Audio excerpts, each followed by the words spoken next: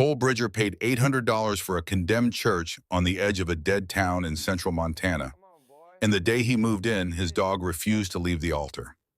The shepherd, gray and white, big as a draft horse and twice as quiet, had walked straight past every room Cole had checked, past the broken pews and the cracked plaster, and the window that let in the November cold like a knife, and sat down in front of the stone altar at the far end of the nave and had not moved since. That was 4 hours ago. Cole had called him twice. The dog had not turned around. What was under that stone slab was something Cole's father had never told him about, and his father had been dead for 11 years. Nobody walks into a church they just bought for less than a used truck and finds a message from a man who stopped existing over a decade ago. That is not how things work. That is not how any of this is supposed to go. But the dog sat there, and the dog did not move, and something underneath the floor of that church had been waiting for exactly this long. Thank you for being here. Please subscribe and like this video. And before we continue, tell me, where are you watching from? Drop your city or country in the comments. I love knowing who's out there listening. Cole Bridger had come to Rylance, Montana, because it was the last place he could afford that had 4 walls and a roof. He was 53 years old. He had served 2 tours, one in Iraq, one in Afghanistan, and had come home both times with his body intact and something else considerably less so. He had worked construction for 12 years after that, then ran a small equipment repair shop in Billings that lasted 6 years before his partner took the insurance money and left him with the lease and the debt. He had not spoken to his partner since. He had not spoken to much of anyone since. He was a man in his early to mid-50s, built tall and lean, with the quiet economic movements of someone who has spent a lifetime working. His brown hair, grown a little too long, was streaked with silver at the temples. His face was weathered and rugged, carved by the sun and by memories that were just as harsh. Yet his eyes held a deep, settled kindness that had survived everything. He pulled on his boots, the leather cracked and dark with use. He shrugged into his old brown leather jacket and left it unzipped, revealing the dark flannel shirt beneath. The church had been listed on a county auction site under the category of structural liability. The listing had 2 photographs, one of the front facade and one of the interior nave, and a note that said the seller accepted no responsibility for anything found within. Cole had read that note 3 times and had not been sure whether it was a legal disclaimer or a warning. The dog's name was Scout. Cole had raised him from 8 weeks, gotten him from a rescue outside Billings the year the shop closed. Scout was 7 now, large even for a German shepherd, his coat a gray and white that went almost silver in the right light, his amber eyes steady and unreadable in the way of animals that have spent years learning to watch without reacting. Scout had been the one constant in the 3 years since the business failed. He rode in the passenger seat. He slept at the foot of Cole's cot. He ate whatever Cole ate and had never once complained about any of it. Cole had not planned to stop in Rylance. He had been driving north with no particular destination when he saw the auction listing on his phone at a gas station outside Lewistown. He had sat in the truck for 22 minutes reading and rereading the listing. Then he had called the county number and paid by credit card over the phone, which had felt insane and had also felt like the first right decision he had made in a long time. The church had once been called St. Anselm's. It had been built in 1931. It had closed in 1987. It had been unused for 37 years. The stained glass was mostly intact. The roof had 2 breaches that Cole had identified by the staining on the interior walls. The heating system was non-functional, but there was a wood stove in what had once been the sacristy, and Cole had enough split wood in the truck bed to last 3 weeks if he was careful. He had not told anyone where he was going. There was no one to tell. The dog had not moved from the altar in 4 hours, and Cole had no idea what it was looking at. The first night in St. Anselm's, Cole slept on his cot in the sacristy with the wood stove going and the door cracked so Scout could come in if he wanted. Scout did not come in. Scout slept on the stone floor near the altar, curled so that his chin rested on the bottom step of the altar platform, his amber eyes open in the dark every time Cole checked. Cole checked 3 times before midnight. He told himself the dog had found a smell, a mouse probably, or something that had died in the wall years ago and was still leaving a trace. Dogs did that. Scout in particular had a habit of fixating on things Cole couldn't perceive. A sound frequency, a scent molecule, something that existed at a level the human body had long since stopped bothering to detect. This was a reasonable explanation. Cole repeated it to himself at 2 in the morning when he woke to find Scout still there, unmoving, facing the altar like something carved from the same stone. He got up at 5:30, he lit the stove again, made coffee on a single burner camp unit, and brought a cup to the nave. Scout turned his head exactly once when Cole entered. Then he turned back. "Scout." Cole's voice came out rougher than he intended, bounced off the stone walls and the high wooden ceiling, and came back to him from 3 directions at once. The dog's ears moved. Nothing else. Cole walked the length of the nave, his boots loud on the stone floor. He stopped at the altar rail, a low iron fence still intact that separated the chancel from the body of the church, and looked at the altar platform. The altar itself was a heavy stone block, maybe 2 feet high and 4 feet long, with a carved cross on the front face that had been painted white at some point and was now mostly bare stone again. The platform it sat on was raised 1 step and paved in the same gray limestone as the rest of the floor. Scout sat at the base of that single step. His tail was still. His breathing was regular. He was not anxious or agitated. He was waiting. Cole set his coffee on the altar rail and crouched down next to the dog. He put one hand on Scout's back. The dog leaned into the touch but did not look at him. The stone floor of the chancel was old. The grouting between the limestone slabs had shrunk and crumbled in places, leaving visible gaps. Cole ran his eyes over the floor in front of the altar. One of the stone slabs, the one directly in front of the altar, the one Scout's front paws were touching, was different from the others. Not by much. The color was slightly off, a shade lighter than the surrounding stone. The grout lines around it were newer looking. Not new, not recent, but newer than the stone on either side. Cole looked at it for a long time. Scout had not moved in 3 hours and the floor was wrong, and Cole did not know what to do with either of those facts. Cole did not try to lift the stone that morning. He was a methodical man.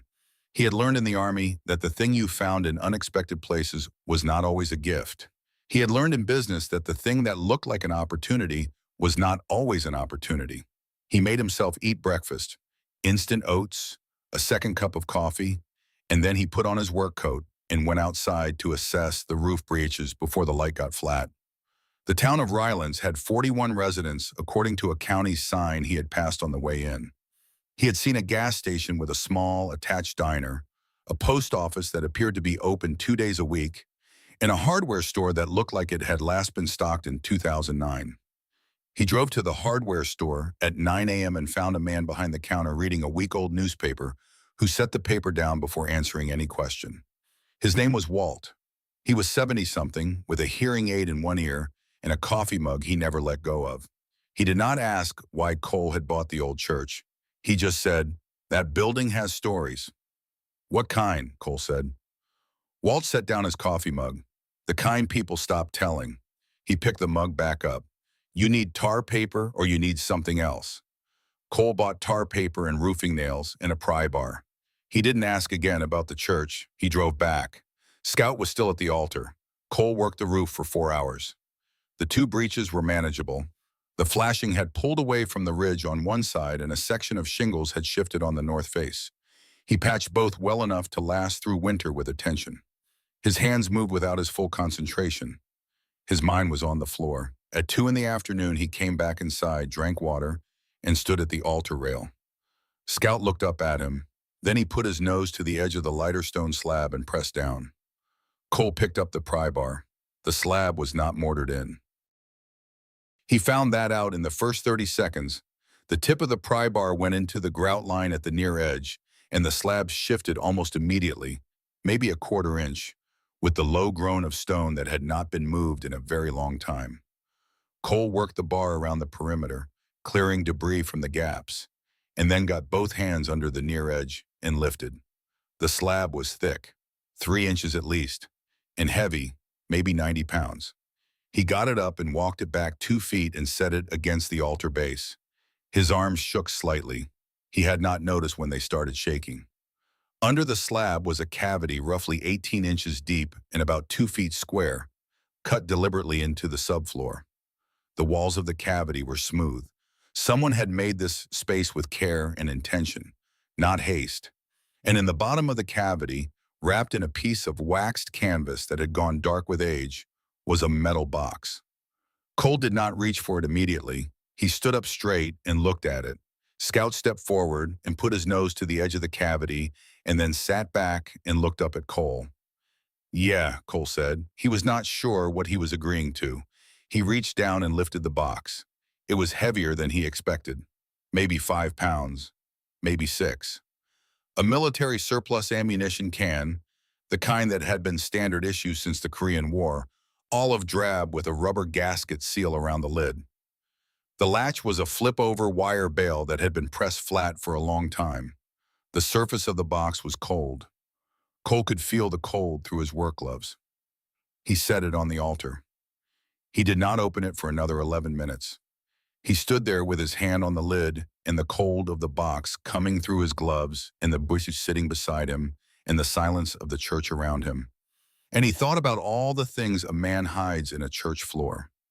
He thought about things that were meant to be found. He thought about things that were not. He thought about his father. James Bridger had died 11 years ago, December 14th, a Tuesday, from a heart attack in the kitchen of the house in Billings where Cole had grown up. Cole had been in Denver at the time, 2 weeks after the Army, trying to figure out what to do with the rest of his life. He had gotten the call from a neighbor, not from anyone in the family, because Cole was the only family his father had left. He had driven back in a single shot 11 hours, arriving to find his father already at the county morgue and the house empty and cold. The things his father had left behind were modest: a truck, some tools, a savings account with $4,000, a house that turned out to have a reverse mortgage that consumed most of the equity, and a box, not this box, a cardboard box, in the closet of the back bedroom, full of Cole's childhood things that his father had kept without ever mentioning it. Baseball cards, a drawing Cole had made in 2nd grade, a photograph of Cole in his dress uniform at his first posting, with a date written on the back in his father's handwriting. His father had never been good at saying things. Cole had understood that the way you understood a landscape as something that simply was, that you navigated around rather than through. He lifted the latch on the ammunition can. The rubber gasket gave a low hiss as the seal broke, and the smell hit him before he saw anything inside. Metal and sealed air and something dry and mineral underneath. The exact smell of an ammo can opened in heat. Not here, not Montana. The Kunar Valley, August 2003. He and a staff sergeant named Reyes had been inventorying supplies in a forward position, 2 weeks before the end of his rotation, and Reyes had opened a box just like this one with exactly that sound, that hiss, and the air inside had smelled exactly this way. Reyes had said something. Cole couldn't remember what, something ordinary, something about the count being off. And then 9 days later, Reyes was gone, an IED on a road Cole had driven 4 times that week. And Cole had not thought about Reyes in 3 years because he had been very careful not to. The dog pressed against his leg. He was in the church. The light was wrong for Kunar. The stone was cold. He was in the church. Cole lifted the lid. Inside the can, stacked in neat order and bound with 2 rubber bands that had dried and gone hard, were envelopes. White envelopes, the standard kind, each one sealed. Cole counted them without picking them up. 46. 46 envelopes in a sealed ammunition can under the stone floor of a church in a Montana town Cole had never heard of 3 weeks ago. He picked up the first envelope. It was addressed to him, not to a general recipient, not to the finder. To Cole Bridger, printed in block letters with a blue ballpoint pen, the same handwriting Cole had read on the back of the photograph in the cardboard box in the back bedroom closet 11 years ago. His father's handwriting. He stood at the altar in the cold church with his father's handwriting in his hands, and Scout pressing his side against Cole's leg, and the light coming through the damaged stained glass in long colored angles across the stone floor. And something happened in his chest that had not happened in 11 years. Not grief. He had done grief in the only way he knew, which was to keep moving. Not anger, something older than both of those.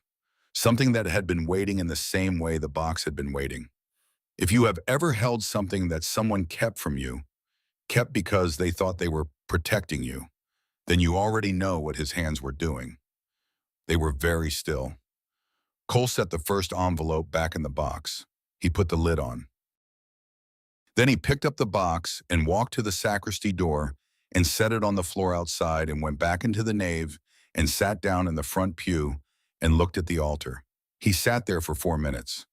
Scout did not follow him. Scout stayed near the box. Cole knew what was in those envelopes, the same way you know what a doctor is about to say before he says it. Not the specifics, but the weight of it, the shape of what is coming. And some part of him, the part that had kept moving for 11 years because moving was the only way to manage certain things, that part said, you don't have to open this. You bought the church, you found the Bonhams, you don't owe anyone the next part. He looked at Scout. Scout was sitting next to the box with his chin pointed toward it, not looking at Cole at all. Cole got up. He went to the box.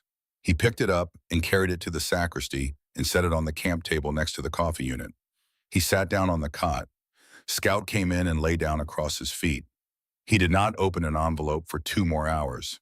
He spent those 2 hours trying to figure out what his father had been doing in Rylance, Montana. As far as Cole knew, his father had lived his whole life in Billings. He had been born there, worked in the rail yards there, retired from the rail yards there. He had not, to Cole's knowledge, traveled. He had not, to Cole's knowledge, had a past that extended beyond the small geography of the city and the small geography of the family, which was Cole's mother, who had left when Cole was 9, and Cole and James Bridger himself. Cole took out his phone and searched for James Bridger, Rylance, Montana. He found nothing. He searched for St. Anselm's Church, Rylance, Montana history. He found a single entry in a county historical database, a 3-sentence entry that said the church had been built by a congregation of Norwegian and Swedish settlers in 1931, had closed due to declining attendance in 1987, and had been transferred to county ownership in 2003 following the death of the last designated caretaker. Cole read the last 4 words again, last designated caretaker. He looked at the box. He picked up the first envelope. The date in the corner of the envelope was written in pencil, small and precise. March 4th, 2003. Cole's deployment to Afghanistan had begun February 28, 2003. He opened the envelope. The letter inside was 2 pages, written front and back in his father's cramped block print. It began without a greeting, the way his father had always spoken, starting in the middle of the thought, as if the conversation had been going on for a while already. I don't know if you'll read this while you're there or after. I don't know how mail works where you are. I am going to write to you every week and figure out the sending part later. That's the plan. Cole sat on the cot in the cold sacristy and read. His father wrote about the rail yards, where he still worked 3 days a week in retirement doing maintenance consulting. He wrote about the neighbor's dog that had gotten into the trash again and how he had fixed the latch on the back gate to stop it.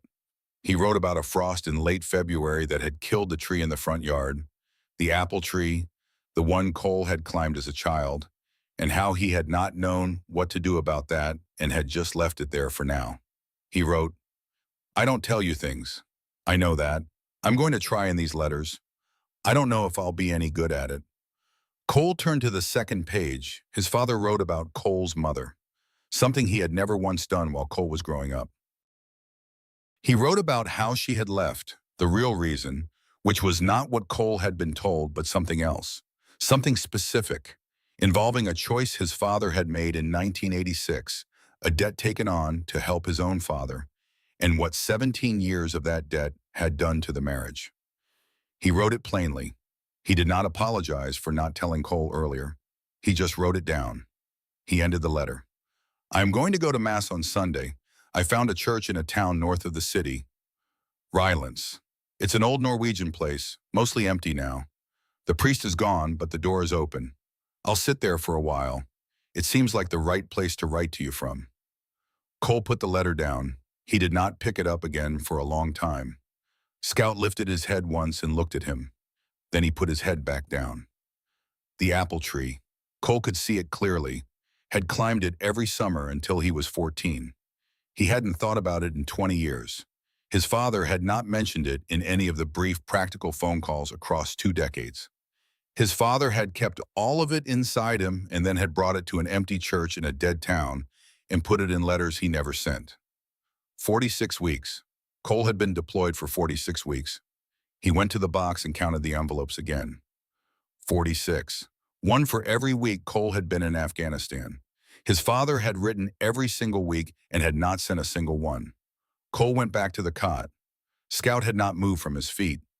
Outside, through the high windows of the church, the light was going orange, and the temperature was dropping, and the wood stove in the corner was going cold. He did not get up to tend the stove. He sat in the cold and thought about a man who had written 46 letters and put them in a sealed ammunition can and buried them under the altar of an empty church because he was afraid that bad news from home would knock his son out of step. He thought about what that kind of silence costs.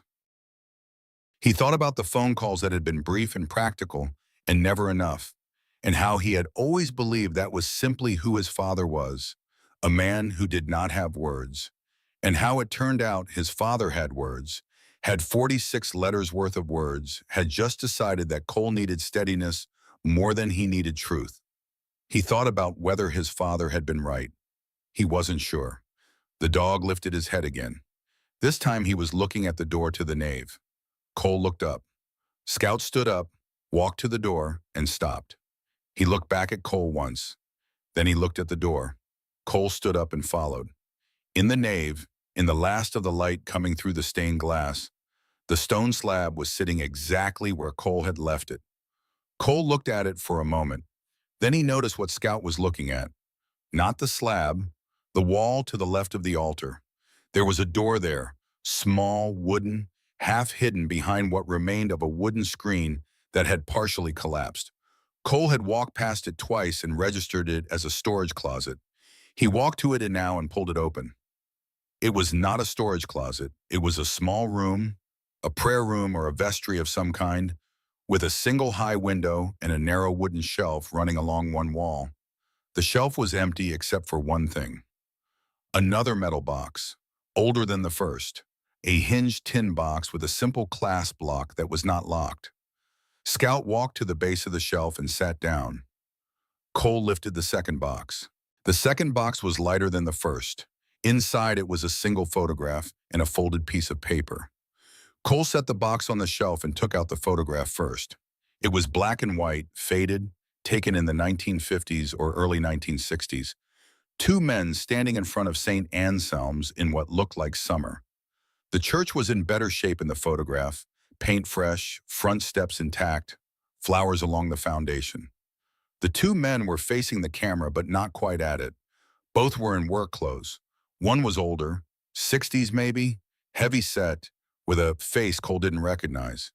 The other was younger, 30 perhaps, lean, with brown hair and a weathered face and the look of someone accustomed to physical work. Cole turned the photograph over. On the back, in the same cramped block print he had been reading for 2 hours, was a single line. Dad and your grandfather, St. Anselm's, August 1961. Cole read it again. Then he read it a third time. His grandfather, Harold Bridger, who had died, according to family history, according to the single reference his father had ever made, before Cole was born. Cole looked at the two men in the photograph. The older one was not Harold Bridger. Cole had seen one photograph of his grandfather, a single photo that had sat on the mantelpiece in the Billings house all through his childhood. And this man's face was completely different. His father was standing in this photograph next to a man he had called your grandfather. Not Harold Bridger, someone else. Cole set the photograph down and unfolded the paper. The paper was thinner, more formal, typed rather than handwritten. At the top, in typewritten capitals, Certificate of Adoption, State of Montana. Below that a date, July 15, 1938. Below that, the name of the child being adopted, James Arthur Lindqvist. Below that, the names of the adoptive parents, Robert and Eleanor Bridger. Cole's father had been born James Lindqvist. He had been adopted at the age of 2 by a couple named Bridger, and his birth name, his biological father's name, had been Lindqvist. And the man in the photograph, the man his father had called your grandfather, was almost certainly the biological grandfather Cole had never been told about. Cole stood in the small room with the certificate in one hand and the photograph in the other, and the bike sitting at his feet, and he tried to work backward through everything he knew. His father had found this out. At some point, maybe late in life, maybe earlier, James Bridger had discovered his own adoption, had traced his biological family name to this church, to this town, to a history that had been kept from him, and he had started coming to Rylance. He had found the empty church. He had made it a place to write letters he wasn't sure how to send. And then he had died. December 14th, 11 years ago, alone in the kitchen of the Billings house, with 46 unsent letters sealed in a military can under the floor of a Norwegian church in a town his son had never heard of. Scout pressed his head against Cole's thigh. Cole put his hand on the dog's head. He thought about the phone calls, the practical, brief, never-enough phone calls.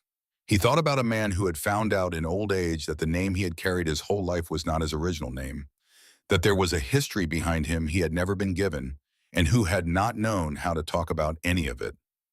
He thought about a man who had come to an empty church to write letters to his son because it was the only place he had found in his late life that felt quiet enough to say true things.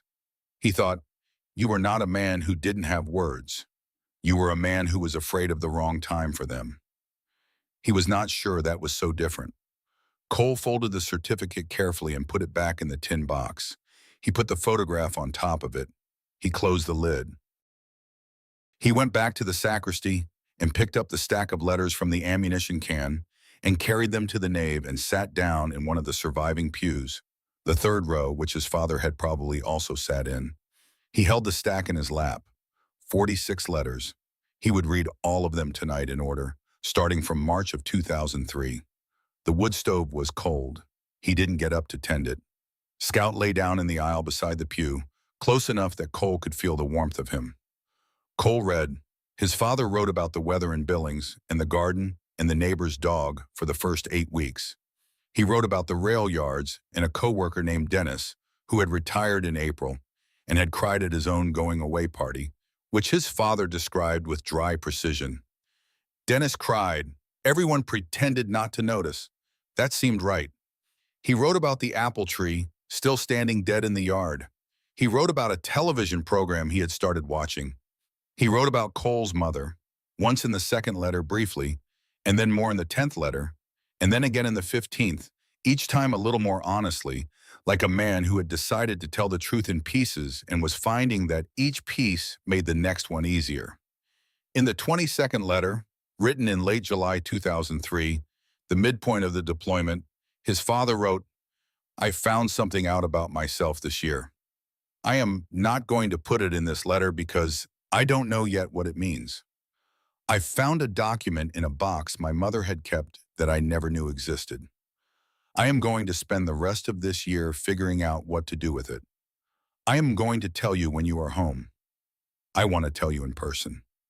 Cole sat in the pew with his father's letter in his hand in the cold, dark church and thought, You didn't tell me in person. I came home in December 2003, and we had a phone call, and we talked about the drive back and whether the truck was running and what my plans were, and you did not tell me. And the next year, we had the same calls, and the year after that, and 11 more years of brief practical calls, and you never told me. He did not feel angry. He had expected to feel angry, and he did not. What he felt was something closer to recognition. He had spent 11 years assuming his father was a man without interior life, a man to whom words had never been available, whose emotional range topped out at practical concern. And his father had spent those same 11 years with a secret about his own name and his own blood, coming to an empty church to write letters he couldn't figure out how to send. They were, Cole thought, more similar than he had ever allowed himself to believe. In the 39th letter, written in mid-November 2003, 3 weeks before Cole's return, his father wrote, "I have been thinking about what to do with these letters. I don't think I can send them now. Too much time has passed. I think if I sent them now, you would read them and feel like you had missed something. And I don't want that. But I can't throw them away either. They are the truest things I have ever written. I am going to leave them somewhere they will last, in case you ever want to know." And then, "I found this church because of the Lindqvist name. The man in the photograph, my father's father, used to come here. He died in 1979. His son, my biological father, died in 1991. There is no one left in that line except me and you. I don't know what that means yet. I am still working on it." Cole put the letter down on the pew beside him. He stared at the altar. His father had found his biological grandfather's church. He had come here because the man who had given him his original name had prayed here, had walked on this stone floor. And he had sealed his letters in the floor and had gone home and had not known how to begin the conversation and had run out of time. The last letter was dated December 10th, 2003. Cole had come home December 17th. 4 days before he died, his father had written him one more letter. It was shorter than the others. 3 paragraphs. The handwriting was slightly different, looser, like a man writing quickly or writing in a different kind of light. The first paragraph was about the apple tree. He had paid a neighbor to take it down that week. He wrote, "I watched from the window. I thought I would feel worse about it. I felt okay. Some things stay useful past when they look useful." The second paragraph was about Cole coming home. He wrote the date of the return, December 17th, and said he was planning to drive down to pick Cole up at the Billings airport. He wrote, "I have a lot of things to tell you. I've been practicing. I'm going to try to get through most of them while we're in the truck." The third paragraph was 6 sentences. Cole read them twice. "I should have talked to you more. I know that. I told myself you needed the quiet, that you were better off without my problems coming at you while you were over there. Maybe that was true. Maybe I was also just afraid. Both things can be true." The letter ended there. No signature. Just the 6 sentences in the bottom of the page. Cole sat in the pew for a long time with that letter in his hands. His father had written, "I was also just afraid," and then had not finished the thought. And 4 days later, he was dead in the kitchen of the Billings house, and Cole had driven 11 hours to find an empty house and a neighbor who had made the call, and he had never known. He had never known his father was afraid. He had never known his father came to this church. He had never known his father's real name. He had never known his father was planning to tell him everything on the drive home from the airport. In the truck, the way men like that told the truest things. Without eye contact, with movement around them, able to look forward instead of at each other. Scout made a small sound in the dark beside him. Not a whine, a low sound, brief, like an acknowledgement. Cole put his hand down. The dog pressed his nose into Cole's palm.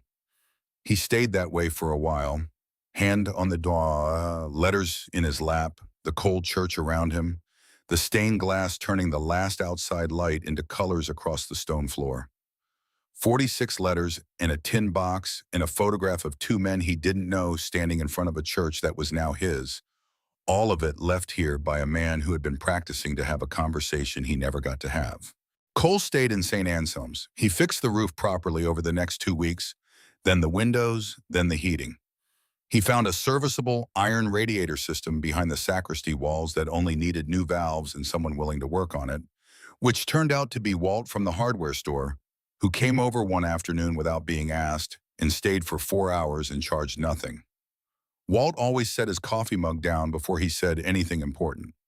Cole noticed this and found it useful. The tin box with the adoption certificate and the photograph Cole kept on the shelf in the sacristy. He had the photograph copied at the post office in Rylands on one of its open days and kept the copy on the camp table next to the coffee unit where he could see it from the cot. He looked up the Lindqvist name. He found a small record, a family Bible listing at the Rylands County Historical Archive, 3 generations of a family that had come from Norway in the early 1900s and worked the land north of town and attended St. Anselm's until the congregation died. The last entry was his great-grandfather, Einar Lindqvist, buried in the town cemetery in 1979. Cole went to the cemetery on a cold Tuesday in November. Scout walked a half step ahead of him down the rows of markers, the way Scout always walked when they were going somewhere the dog had decided mattered.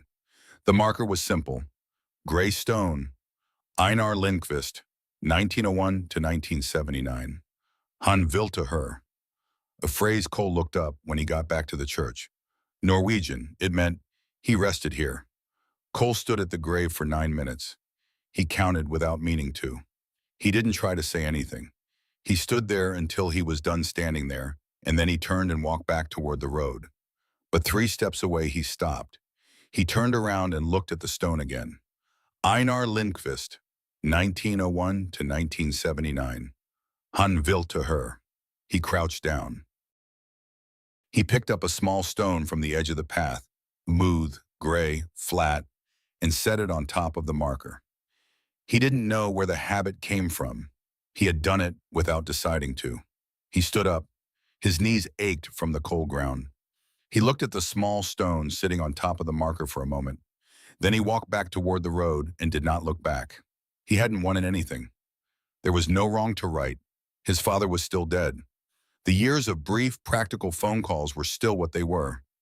Nothing in St. Anselm's changed the fact that 2 men who might have talked to each other had not found the way until it was too late. But he had read 46 letters. He knew his father had been afraid and had also been trying. He knew his father had come to this church and had sat in the pews and had written the truest things he could write. He knew his father had been planning, on December 17th of 2003, to say them out loud, in a truck, on a drive from the airport. That was real. Nobody could take it back.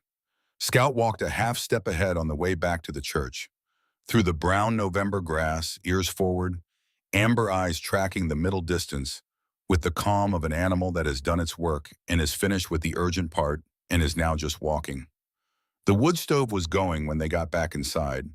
The light came through the repaired stained glass in long angles across the stone floor. The stone slab was back in place over the empty cavity.